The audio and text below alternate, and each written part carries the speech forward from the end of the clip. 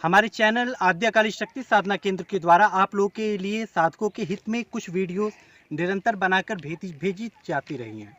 इनमें से एक वीडियो थी माँ दुर्गा के 32 नाम, जो नवरात्रि के समय में डाली गई थी।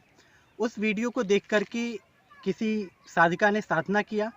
संभवतः उनके भाई मेरे चैनल के सब्सक्राइबर रहे होंगे और उन्होंने अपनी बहन को बताया होगा या वो लिंक दिया होगा। उस माध्यम से उनकी बहन ने उस साधना को किया।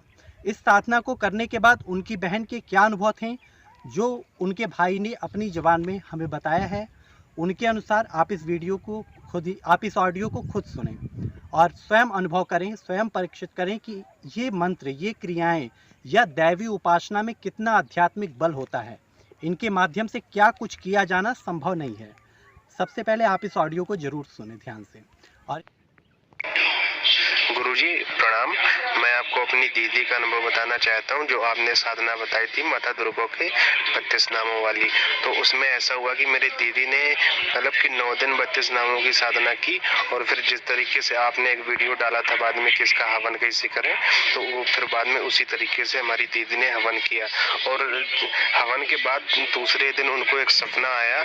उसमें सपने में एक छोटी सी कन्या आई और उसके हाथ में भगवान गणेश जी का हाथ था, मतलब कि उनके साथ में भगवान गणेश जी थे, और मेरी दीदी के ठीक बगल में बैठ गई और ठीक सामने बैठ गई। तो मेरी दीदी का रूप उन्होंने देखा कि बिल्कुल विकराल हो गया, आंखों से आग निकलने लगी और वो हुंकारने लगी जैसे माता दुर्गा हुंकार भरती, और मेरा पूरा घर उस हुंकार से गूंजने लगा।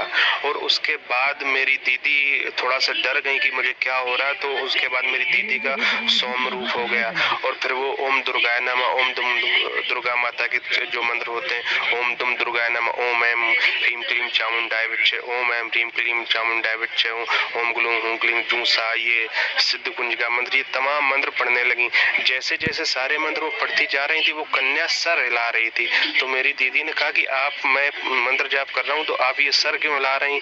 तो वो कन्या बोली कि मुझे ये मंत्र बहुत अच्छे लगते हैं और आप ये मंत्र करती हो तो मुझे बहुत आनंद मिलता है। तो मेरी दीदी वो मंत्र जाप करती रही और वो कन्या सर हिलाती रही, और वो भगवान गणेश का हाथ पकड़ के मेरे पूरे घर में घूमने लगी और हर कोने में घर के गई।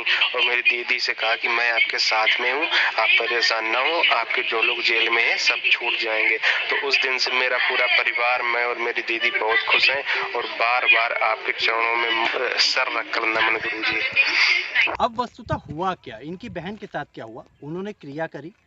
2-3 बातें शायद उन्हें ध्यान रखनी होगी, उनकी बहन को भविष्य में भी, और हर एक साधक को ध्यान रखनी चाहिए, जो इससे आप सीख सकते हैं।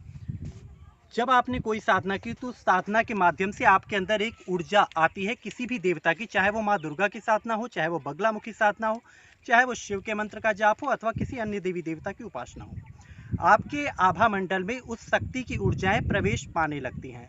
अब जब हमारे शरीर में उस ऊर्जा को बर्दाश्त करने की शक्ति नहीं हुई, ठीक है, अगर किसी की कैपेसिटी 5 किलो की है तो उसमें 6 किलो पानी आप नहीं डाल सकते। 5 किलो दूध है तो 5 किलो दूध ही आएगा, आप उसमें 6 किलो दूध नहीं डाल सकते, वो 1 किलो बाहर गिरेगा दूध।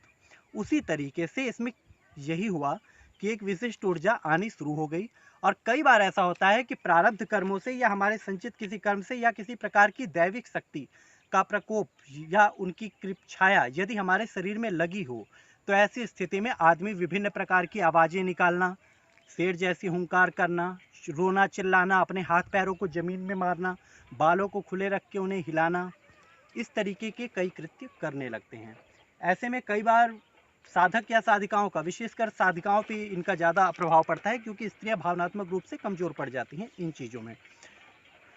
तो उस स्थिति में विशेषकर मानसिक विक्षिप्तता तक की अवस्था आ जाती है। इसलिए जब भी किसी चीज़ को करें तो गुरु से निर्देशन लेकर के करें।